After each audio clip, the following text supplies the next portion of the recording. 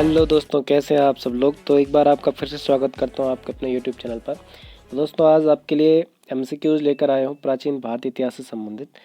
और आज जो टॉपिक है वो हड़प्पा सभ्यता या सिंधु घाटी की सभ्यता से रिलेटेड होंगे। तो इससे रिलेटेड हम एमसीक्यूज पर डिस्कस करेंगे जो एग्ज़ाम की दृष्टि से महत्वपूर्ण होंगे। तो पहला क्वेश्चन है इसमें, हड़प्पा सभ्यता का सर्वाधिक मान्यता प्राप्त काल कौन सा है।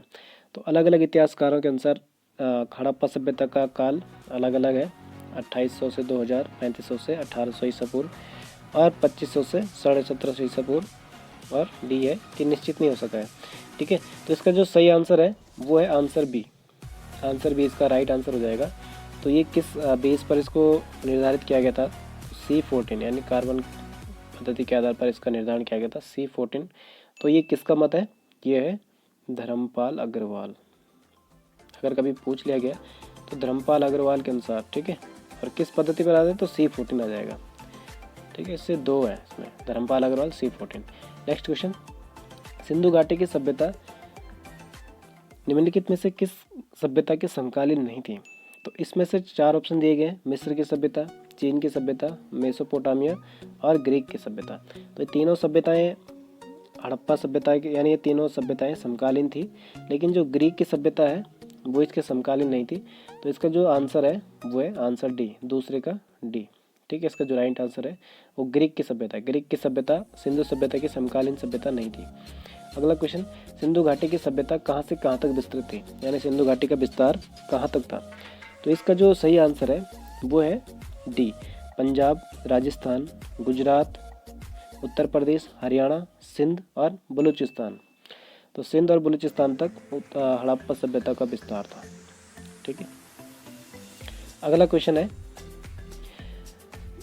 चौथा क्वेश्चन है, सिंधु घाटी की सभ्यता में घोड़ों के अवशेष कहाँ से मिले हैं। तो इसमें जो इसमें जो ऑप्शन है सुरकोदता, बनावली, मांडा, कालीबंगा। तो इसका जो सही आंसर है दोस्तों वो है ए, सुरकोटदा। सुरकोटदा से घोड़े के अस्थि पंजर मिले थे। और जो बनवाली था, बनवाली से मिट्टी के खिलौने के रूप में बना हुआ हल, यानी जो हल होता है, ठीक है, उसका अवशेष कहाँ से मिला है, बनवाली से मिला है। यहाँ से वाश बेसिन का भी प्रमाण मिला है, साक्ष्य मिला है। मांडा से अभी तक ऐसा कोई साक्ष्य नहीं मिला है। और कालीबंगन से जुते हुए खेतों के साक्ष्य मिले हुए हैं। ठीक है, तो अगला क्वेश्चन, यानी चौथे का जो उत्तर है वो है ए। अगला क्वेश्चन, सिंधु घाटी स्थल कालीबंगन किस प्रदेश में है। तो दोस्तों ये कालीबंगन राजस्थान में है। इसका जो सही आंसर हो जाएगा वो हो जाएगा ए।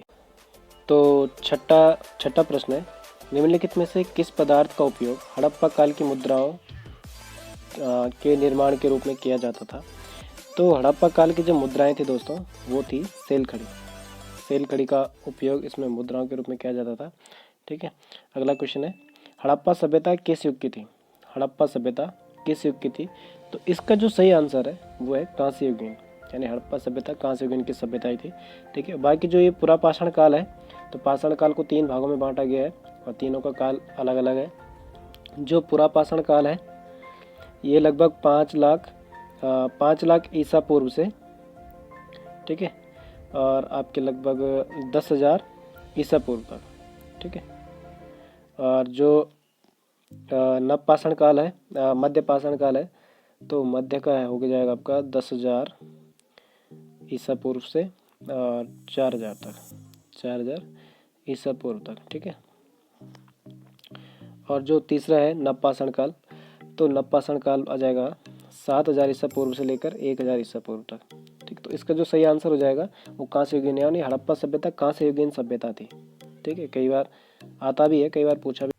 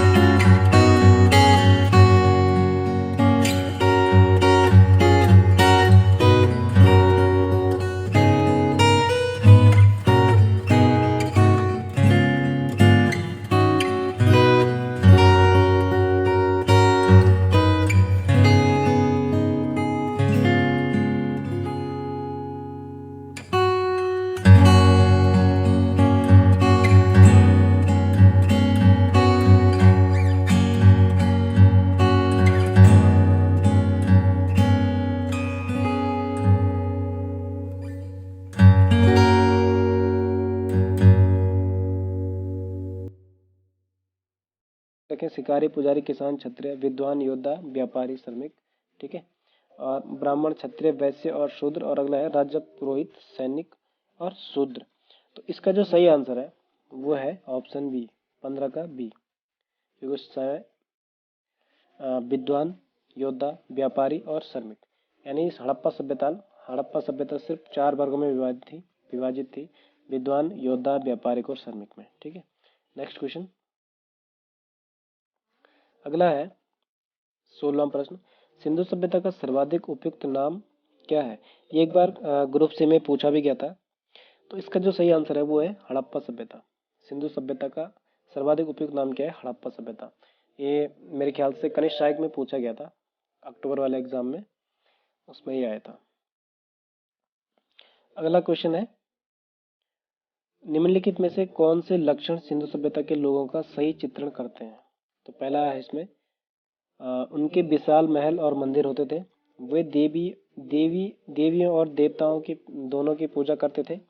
अगला है, वे युद्ध में घोड़ों द्वारा खींचे जाने वाले रथों का प्रयोग करते थे। तो इसका जो सही आंसर है वो है 2। वो केवल देवी देवताओं की पूजा करते थे। लेकिन देवी देवताओं की पूजा वो कैसे करते थे? प्रकृति के रूप में। ठीक है ना, मूर्ति पूजा का डायरेक्ट नहीं था, प्रकृति के रूप में प्रकृति की पूजा करते थे। ठीक है, अगला क्वेश्चन है, हड़प्पा सभ्यता की खोज किस वर्ष हुई थी? तो हड़प्पा सभ्यता की खोज अभी ऊपर पूछा गया था, ये हुई थी 1921 में। किसने की थी? दयाराम साहनी ने। ठीक है, दयाराम साहनी ने हड़प्पा सभ्यता की खोज 1921 में की थी। अगला क्वेश्चन है, हड़प्पा सभ्यता के बारे में कौन सी उक्ति सही है? तो पहला केस में कि उन्हें अश्वमेध की जानकारी थी। दूसरा, गाय उनके लिए पवित्र थी। तीसरा, उन्होंने पशुपति का सम्मान करना आरंभ किया। चौथा है, उनकी संस्कृति सामान्यतः स्थिर नहीं थी। तो उन्हें अश्वमेध की जानकारी नहीं थी। ठीक है, उन्होंने गाय उनके लिए पवित्र नहीं थी, इसका कहीं वर्णन नहीं मिलता। उन्होंने पशुपति का सम्मान आरंभ किया था, ये बिल्कुल सही है। ठीक है, और उन्हें संस्कृति सामान्यतः स्थिर नहीं थी। तो उनकी संस्कृति जो थी वो स्थिर थी। तो इसका जो सही आंसर है वो हो जाएगा ऑप्शन सी। ऑप्शन सी 19 का सी हो जाएगा, यानी उन्होंने पशुपति का सम्मान करना आरंभ किया था। अगला क्वेश्चन है, हड़प्पा के लोगों की सामाजिक पद्धति थी। तो हड़प्पा लोगों की जो सामाजिक पद्धति थी वो दास श्रमिक के आधारित नहीं थी, जातिया पर आधारित नहीं थी, वर्ण पर आधारित नहीं थी। तो इनकी जो पद्धति थी वो थी उचित समतावादी। ठीक है, यानी जहां पर सब समान हो। अगला, सिंध का नखलिस्तान बाग हड़प्पा स्थल के किस पुरास्थल को कहा गया है? ठीक है, तो ये मोहनजोदड़ो को नखलिस्तान का, सिंध का नखलिस्तान यह बाग हड़प्पा सभ्यता का कहा जाता है। मोहनजोदड़ो को मृतकों का टीला भी कहा जाता है। ठीक है, नेक्स्ट क्वेश्चन, हड़प्पा सभ्यता के संपूर्ण क्षेत्र का आकार किस प्रकार का था? तो इसका जो आकार था वो त्रिभुजाकार आकार में था, इस टाइप से। अगला, इनको सम्मिलित करना है। हड़प्पा किस नदी के तट पर है? मोहनजोदड़ो किस नदी के तट पर है? लोथल किस नदी के तट पर है? और कालीबंगा किस नदी के तट पर है? तो हड़प्पा जो है वो रावी नदी के तट पर है। ठीक है, मोहनजोदड़ो सिंधु नदी के तट पर है, लोथल भोगा नदी के तट पर है और कालीबंगा घग्गर नदी के तट पर है। तो इसमें यानी पहले का ए का 1, बी का 2, सी का 3, डी का 4। तो इसका जो इसमें दिया हुआ है ऑप्शन ए, ये इसका सही आंसर हो जाएगा। ठीक है, नेक्स्ट क्वेश्चन, हड़प्पा सभ्यता के अंतर्गत हल से जोते गए खेत का साक्ष्य कहाँ से मिला है? ये मैंने आपको अभी बताया था। तो इसका जो साक्ष्य मिला है वो मिला है कालीबंगा से। ठीक है, कालीबंगा से खेत जोते हुए खेतों का साक्ष्य यहाँ से मिला है, कालीबंगा से। नेक्स्ट क्वेश्चन है, सैंधव सभ्यता की ईंटों का अलंकरण किस स्थान से मिला है? तो ईंटों का जो अलंकरण मिलता है वो भी कालीबंगा से ही मिलता है। यानी यहाँ से 2 चीजें मिलती है, एक जुते हुए खेत का साक्ष्य मिलता है और ईंटों का अलंकरण भी मिलता है। ठीक है, अगला क्वेश्चन है, मोहनजोदड़ो कहाँ स्थित है? मोहनजोदड़ो कहाँ स्थित है? तो मोहनजोदड़ो कहाँ स्थित है? पाकिस्तान के सिंध प्रांत के लरकाना जिले में। ठीक है, इसका सही आंसर हो जाएगा बी। अगला है प्रश्न है, सिंधु सभ्यता में बृहत स्नानागार पाया गया है। तो इसका जो सही आंसर है वो है 27 का ए, मोहनजोदड़ो में। ठीक है, यानी जो सबसे बड़ा है वो मोहनजोदड़ो में पाया गया था। क्वेश्चन है दोस्तों, वो है सिंधु सभ्यता की मुद्रा में किस देवता के समतुल्य चित्रांकन मिलता है? तो इसमें आद्य शिव का, यानी आद्य शिव यानी आद्य का मतलब प्राचीन, प्राचीन शिव का इसमें चित्रण मिलता है। ठीक है, और इसमें तो जॉन मार्शल के अनुसार सैंधव स्थलों से हमें पुरुष देवता के अनेक रूपों का अंकन का साक्ष्य मिलता है। ठीक है, तो यहाँ पे मोहनजोदड़ो से प्राप्त एक मुद्रा में सींग युक्त त्रिमुखी पुरुष देवता का चित्र अंकित है एक सिक्के में। ठीक है, एक सिक्के में त्रिमुखी पुरुष देवता, 3 मुंह वाला देवता। ठीक है, और त्रिमुखी सींग युक्त, इनके सींग है, यानी 3 मुंह वाले प्लस एक सींग वाला त्रिमुखी पुरुष देवता का चित्र अंकित है। ये योग मुद्रा में एक चौकी पर निर्वस्त्र बैठा है और देवता के दाहिने ओर, देवता के दाहिने ओर एक चित्र अंकित है हाथी का और एक बाघ का चित्र अंकित है। ठीक है, और बाएं ओर एक गैंडा और महिष का है। चौकी के नीचे 2 हिरण अंकित है। तो इसको मार्शल ने क्या किया, शिव का रूप माना है। ठीक है, आद्य शिव का। तो इसका जो साक्ष्य मिलता है वो आद्य शिव का है सिंधु सभ्यता से। अगला जो क्वेश्चन है दोस्तों, वो है कौन सा हड़प्पा कालीन स्थल गुजरात में स्थित है? ठीक है, तो कालीबंगा का है, राजस्थान में है। और कौन सी नदी के तट पर है? तो ये है घग्गर नदी के तट पर। और ये रोपड़ कहाँ है? तो रोपड़ है आपका पंजाब में। ठीक है, पंजाब में किस नदी के तट पर है? तो ये है सतलज नदी के तट पर। और जो बनावली है, तो बनावली है दोस्तों हरियाणा में। ठीक है, बनावली हरियाणा में है। किस नदी के तट पर है ये? तो ये है सरस्वती नदी के तट पर। ठीक है, सरस्वती नदी के तट पर। और जो लोथल है, ये लोथल है भोगवा नदी के तट पर। ठीक है, ये भोगवा नदी के तट पर है गुजरात में। ठीक है, नेक्स्ट क्वेश्चन है मोहनजोदड़ो का स्थानीय नाम क्या है? तो मोहनजोदड़ो का स्थानीय नाम है दोस्तों मृतकों का टीला। ठीक है, यानी यहाँ पर कई डेड बॉडीज मिली थी। तो इसका जो सही आंसर है वो आंसर डी हो जाएगा। अगला है दोस्तों हड़प्पा सभ्यता का प्रचलित नाम क्या है? तो हड़प्पा सभ्यता का जो प्रचलित नाम है, इसमें ऑप्शन दे रखे सिंधु सभ्यता, लोथल सभ्यता, सिंधु घाटी की सभ्यता और मोहनजोदड़ो की सभ्यता। तो इसका जो सही आंसर है वो है सिंधु घाटी की सभ्यता, ये इसका प्रचलित नाम है। ठीक है, और नेक्स्ट क्वेश्चन सैंधव स्थलों के उत्खनन से प्राप्त मोहरों पर निम्नलिखित में से किस पशु का सर्वाधिक उत्कीर्ण हुआ है? यानी मोहरों पर सर्वाधिक किस पशु का उत्कीर्ण किया गया है? तो इसका जो सही आंसर है वो है बैल। बैल यानी व्यापार का प्रतीक है, व्यवसाय का प्रतीक है। तो ज़्यादातर मोहरों में बैल का चित्रण मिलता है। ठीक है, कूले वाले बैल का। अगला है सिंधु सभ्यता, सिंधु घाटी सभ्यता जानी जाती है अपने नगर नियोजन के लिए, जोदड़ो एवं हड़प्पा के लिए, अपने उद्योगों के लिए, कृषि संबंधी कार्यों के लिए और नगर नियोजन के लिए। तो इसका जो सही आंसर हो जाएगा वो हो जाएगा आंसर ए, अपने नगर नियोजन के लिए सिंधु सभ्यता को जाना जाता है। ठीक है, अगला क्वेश्चन है सिंधु सभ्यता का कौन सा स्थान भारत में स्थित है? तो दोस्तों ये हड़प्पा भारत में नहीं है, मोहनजोदड़ो भारत में नहीं है, लोथल का है, गुजरात में है। ठीक है, लोथल गुजरात में है। यहाँ पे हड़प्पा सभ्यता, ये जो हड़प्पा स्थल है, क्योंकि हड़प्पा सभ्यता तो सबका नाम है ना, इसमें जितने भी हैं, जितने भी स्थल है, हड़प्पा सभ्यता इसलिए नाम है क्योंकि इसमें सबसे पहले जो खोज हुई थी वो इसी स्थल की हुई थी। तो बाकी जितनी भी खोजें हुई वो सब इसके नाम, इसके अंतर्गत ही रखी गई। तो उस सभ्यता का नाम हड़प्पा सभ्यता है। लेकिन हड़प्पा एक स्थल भी है, तो ये पाकिस्तान में है, पाकिस्तान के पंजाब मोंटगोमरी जनपद में है ये। ठीक है, और जो मोहनजोदड़ो है ये भी पाकिस्तान के सिंध प्रांत के लरगाना जिले में है। ठीक है, और लोथल का है, ये लोथल है गुजरात में, भारत में। इसका जो सही आंसर हो जाएगा वो हो जाएगा सी, 34 का सी।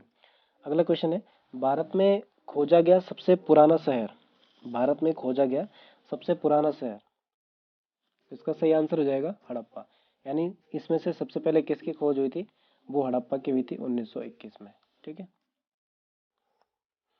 अगला जो क्वेश्चन है वह भारत में चांदी की उपलब्धता के प्राचीनतम साक्ष्य कहाँ से मिले हैं? तो ये हड़प्पा संस्कृति से मिले हैं, लेकिन कहाँ से मिले हैं?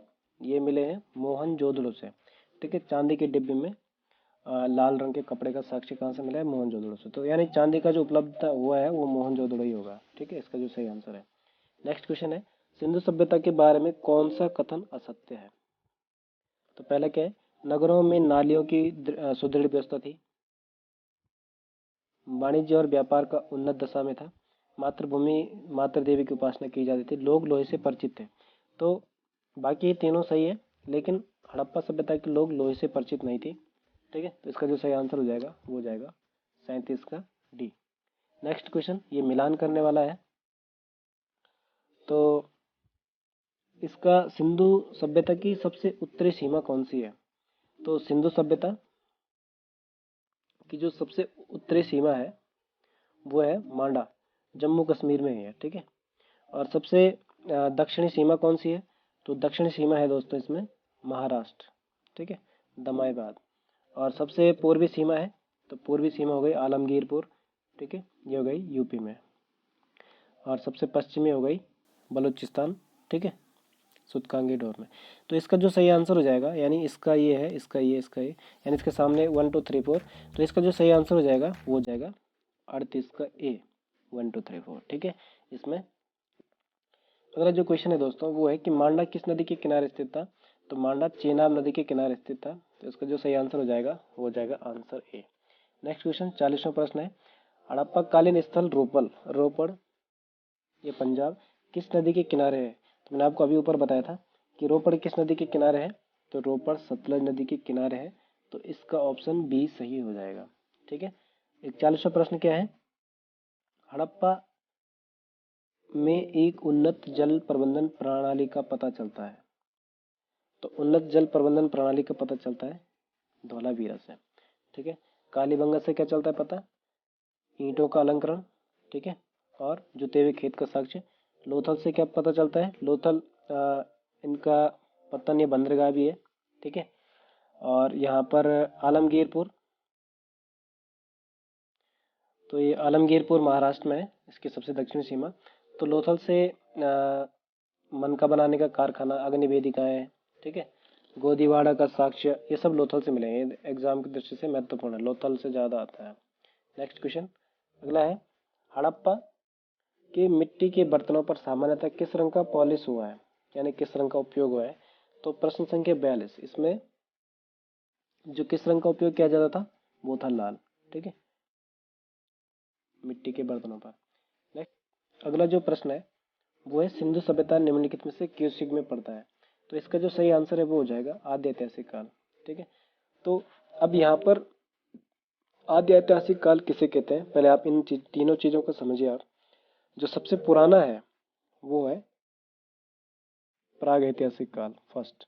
ठीक है, सेकंड और थर्ड ये बीच का है, ये उत्तर प्रागैतिहासिक, ये प्रागैतिहासिक काल के बाद का है। ठीक है, लेकिन मुख्य रूप से तीन होते हैं, ऐतिहासिक काल, प्रागैतिहासिक और आद्य ऐतिहासिक। तो इसमें से पहला कौन सा है? पहला है प्रागैतिहासिक काल, दूसरा है आद्य ऐतिहासिक, तीसरा है ऐतिहासिक काल। अब हम एक एक करके इनको पढ़ते हैं, समझते हैं। तो जो सबसे पहला है प्रागैतिहासिक काल, तो प्रागैतिहासिक काल किसे बोलते हैं? यानी जिस काल का मानव किसी प्रकार की लिपि अथवा लेखन कला से परिचित नहीं था, यानी जिसमें लिखना पढ़ना नहीं आता था, तो इस काल को बोलते हैं प्रागैतिहासिक काल। ठीक है, तो ये मानव उत्पत्ति से लेकर 3000 ईसा पूर्व के बीच का समय इसके अंतर्गत आता है। ठीक है, दूसरा है ऐतिहासिक काल। तो ऐतिहासिक काल सॉरी दूसरा है आद्य ऐतिहासिक काल। तो आद्य ऐतिहासिक काल यानी जिस काल का मानव पढ़ा लिखा हो, लेकिन यानी लिखना पढ़ना जानता था, लेकिन वो लिपि अभी तक पढ़ी नहीं जा चुकी, यानी जिनका साक्ष्य तो है लेकिन उनको अभी तक पढ़ा नहीं जा सका है, तो इसे बोलते हैं आद्य ऐतिहासिक काल। ठीक है, तो हड़प्पा सभ्यता इसी काल के अंतर्गत आती थी, यानी उनकी लिपि तो है लेकिन अभी तक समझ में नहीं आई, उनको पूर्ण रूप से पढ़ा नहीं जा सका है। तो ऐसा जो इतिहास होता है वो इसके अंतर्गत आता है, आद्य ऐतिहासिक काल के अंतर्गत। ठीक है, और फिर है लास्ट, ये है ऐतिहासिक काल। तो ऐतिहासिक काल यानी जिस काल का मानव पढ़ा लिखा हो, प्रत्येक भाषा लिखना पढ़ना हर प्रकार का जानता हो। ठीक है, और जिनके विवरण जो मिलते हैं वो पढ़े लिखे जा सकते हैं। तो 5वीं सदी के बाद जितना भी है, 5वीं सदी ईसा पूर्व, ठीक है, उसके बाद से लेकर वर्तमान तक ये जितना भी आता है सारा ऐतिहासिक में आता है। ठीक है, नेक्स्ट तो इसका जो उत्तर हो जाएगा वो हो जाएगा आद्य ऐतिहासिक। क्यों? क्योंकि आद्य ऐतिहासिक में साक्ष्य तो मिले हैं लेकिन उनको पढ़ा नहीं जा सका है, तो इसलिए आद्य ऐतिहासिक में आ जाएगा। तो हड़प्पा सभ्यता या सिंधु सभ्यता, इसका जो राइट आंसर हो जाएगा वो हो जाएगा आद्य ऐतिहासिक काल के अंतर्गत हड़प्पा सभ्यता को रखा जाएगा। और किस युग की है? तो यहाँ पे आ जाएगा कांस्य युगीन सभ्यता और आद्य ऐतिहासिक काल के अंतर्गत। ठीक है, अगला क्वेश्चन है, सिंधु घाटी सभ्यता की विकसित अवस्था में निम्नलिखित में से किस स्थल से घरों में कुओं के अवशेष मिले हैं? यानी इन चार ऑप्शन में कुओं के अवशेष कहाँ से मिले हैं? तो कुओं के अवशेष दोस्तों ये मिले हैं मोहनजोदड़ो से। तो अगला क्वेश्चन है, सिंधु घाटी सभ्यता को खोज निकालने में जिन दो भारतीयों का नाम जुड़ा है वो कौन कौन है? तो इसका जो सही आंसर है वो हो जाएगा दयाराम साहनी एवं राखालदास बनर्जी ने। ठीक है, इन्होंने सिंधु घाटी सभ्यता की खोज की थी, लेकिन इसके जो प्रभारी थे उस समय कौन थे? जॉन मार्शल थे। तो दयाराम साहनी ने कब खोज की थी? 1921 में, और राखालदास बनर्जी ने मोहनजोदड़ो की खोज की थी 1922 में। ठीक है, यानी 1921 में हड़प्पा स्थल की खोज हुई और 1922 में मोहनजोदड़ो की खोज हुई। नेक्स्ट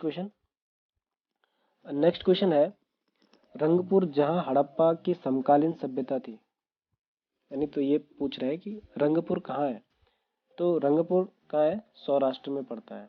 ठीक है, अगला क्वेश्चन, हड़प्पा एवं मोहनजोदड़ो की खुदाई के पुरातात्विक खुदाई के प्रभारी कौन थे? तो इसका मैंने आपको अभी बताया, इसका जो सही आंसर है वो है सर जॉन मार्शल, खुदाई के प्रभारी थे। ठीक है, नेक्स्ट क्वेश्चन 48वां, निम्नलिखित में से किस पशु की आकृति जो मुहर पर मिली है जिससे ज्ञात होता है कि सिंधु घाटी एवं मेसोपोटामिया की सभ्यता के मध्य व्यापारिक संबंध है? ठीक है, यानी सिंधु घाटी सभ्यता और मेसोपोटामिया सभ्यता के बीच व्यापारिक संबंध थे, लेकिन इसका जो अंकन मिलता है वो किस पशु की आकृति से मिलता है? तो इसका जो सही आंसर है, इसमें 3 ऑप्शन दे रखे हैं, घोड़ा, गधा, हाथी, बैल। ठीक है, तो मैंने आपको अभी ऊपर बताया था, तो व्यापारिक के लिए ज़्यादातर बैल का उपयोग किया जाता था, तो बैल ही इसका सही आंसर हो जाएगा। ठीक है, गोबर वाला बैल। नेक्स्ट क्वेश्चन है, सिंधु घाटी के लोग किस चीज़ में विश्वास करते थे? तो सिंधु घाटी के लोग दोस्तों ये मातृशक्ति में विश्वास करते थे। ठीक है, यानी ये प्रकृति के पूजक थे और ये इन चीज़ों से ज़्यादा परिचित नहीं थे, कर्मकांड, यज्ञ प्रणाली, ब्रह्म, आत्मा और ब्रह्म में। तो इसका जो सही आंसर हो जाएगा वो हो जाएगा ऑप्शन डी। 50वां और लास्ट क्वेश्चन है, निम्नलिखित में से कौन सा सिंधु स्थल समुद्र तट पर स्थित नहीं था? तो यहाँ पे आपको 3 बताना है, ये जो इसमें 3 है, ये इनमें से एक सिंधु नदी के तट पर स्थित नहीं था, वो है कोट दीजिए। ठीक है दोस्तों, तो बाकी सुरकोटदा, लोथल, बालाकोट ये इनके बंदरगाह थे, बाकी इसमें कोट दीजिए इनका बंदरगाह नहीं था। तो आई होप दोस्तों आपको ये वीडियो अच्छा लगा हो। अगर आपको ये वीडियो पसंद आया हो तो आप इसको लाइक कीजिए, शेयर कीजिए और हमारे चैनल को सब्सक्राइब ज़रूर कीजिए। मैं आपको वीडियो के नेक्स्ट पार्ट में मिलता हूँ, नई वीडियो के साथ, नई जानकारी के साथ।